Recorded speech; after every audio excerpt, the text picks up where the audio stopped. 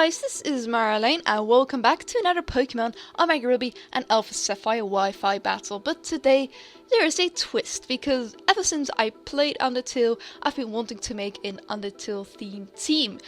And I've had tons of ideas for teams, there have been tons of ideas floating around the internet, people have already done this kind of thing. To be honest, I haven't really looked at that yet, but I really want to make a theme team myself. And I want to stay a little bit true to myself as well, so I decided to make a theme team within a tier and try to battle some random people with it. So that's what I did, and I found a guy on Twitter who wanted to battle me. Can't really remember his name, so hopefully if he sees this video he will comment and I can put his Twitter or YouTube in the description.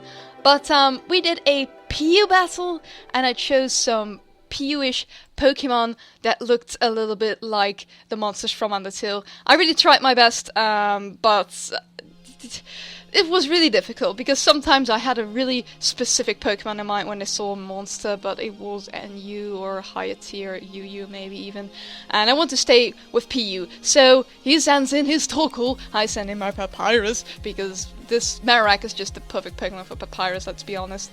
Here he went for the Grass Knot, and my stream of conscience was like, oh my god, can Torkoal learn Grass Knot? But of course it's a freaking Zora, and I have an awesome Bone Meringue. No one really uses that move, but I also wanted to be a little bit creative when it comes to moves, so I added a little bit variation to the move sets. I already have some weird move sets, but I even add a little bit more variation to that to make them fit the characters a little bit more. So in comes his Bayleaf. I'm going to switch out into Flowey to take any sort of crap from him. Maybe he was going to Sleep Powder or something like that, Leash Seed. That's what I'm always afraid of when it comes to bulky grass types. Mine is not as bulky, it's actually a Specs, Sunflora, or Flowey actually, and I'm not really sure what kind of investment I gave to him. At least it's modest. Specs, so it should do a lot of damage. That did not do a lot of damage. That did not do beast damage to Torkoal. I didn't get what was going on. He was going to go for the Overheat, and he's only shown offensive moves so far. Are you thinking what I'm thinking? Let's find out what this item is, shall we? So Alphys is going to knock off that item and it's an Assault Vest. And that actually makes perfect sense because he's kind of an offensive blah blah blah. I can't talk today, but I'm going to Earthquake back to him and actually take him out because I'm not really a support licky what you usually see, but it is a live orb. I think it's 4 attacks or 3 and something else.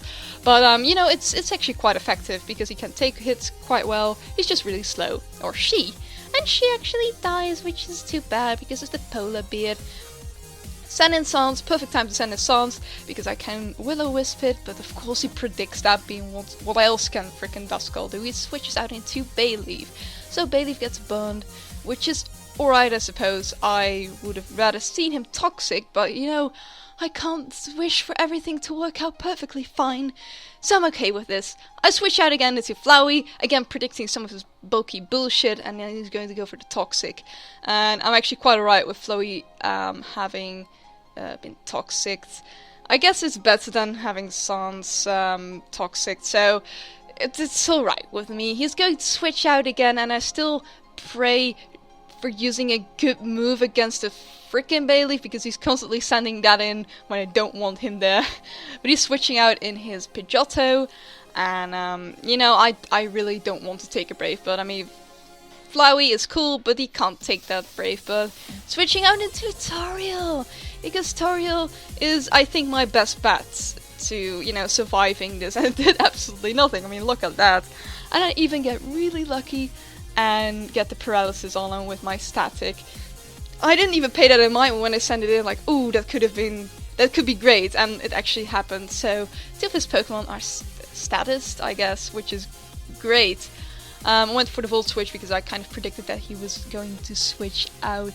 So, I switched back into Flowey because these two just love each other. They always come together in the battlefield. I mean, how many times have they faced each other now? Like 4 or 5 times. And we keep switching out. But he's going to stay in this time, which is great. And I think he over-predicts or something like that, thinking that he's going to switch out again, and then I would go for another attack. But I was just really stubborn, and it kept going for Sludge Bomb because it was Specs, and it would have done a lot on all the monsters, so or all the monsters and all the Pokemon. I'm just mixing up Undertale Pokemon right now, but that Sludge Bomb does a lot of damage on all his Pokemon. So that's really great, and I actually take out the Bailey right now, but Flowey's taking a lot of damage, and I don't think he's going to last much longer. In comes his Ferret, which is actually, you know, a pretty cool Pokemon. I really like Ferret. Switching out to Papyrus because that's a defensive beast, and hopefully can take some of his hits. I thought maybe he has Fake Out, I'm not really sure. Can he lay on Fake Out? I don't know.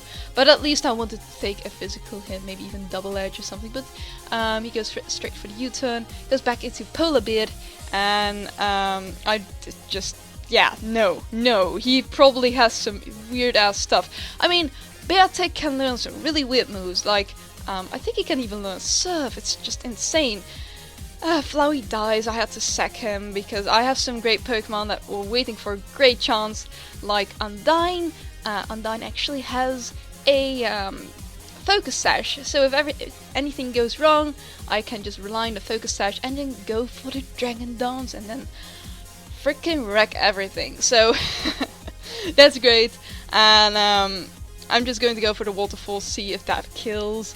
I was really hoping for its kind of frill, and he actually really dies, so that's really amazing, and I was really hoping that I could actually use this as turning into a sweep for the Rock Slide. Unfortunately, it does not kill, and he has a chance to really hit me hard, so he went for the Grass Knot, and as you can see, I use my sash right now because otherwise I would have died, so I'm really happy that I got that sash.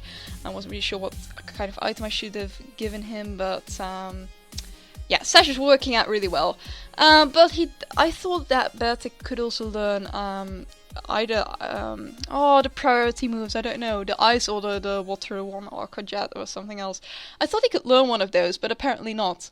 But anyway, take out his Pidgeotto really easily as well, and that was the end of the match.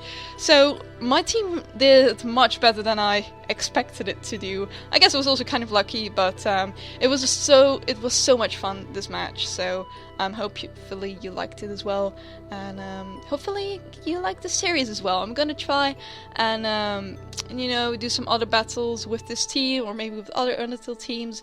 Also make sure to tell me what you think of the layout, because I have been playing around with Sony Vegas for a little bit, and I found a cool layout which takes some work to, you know, edit, but I thought it would be cool for a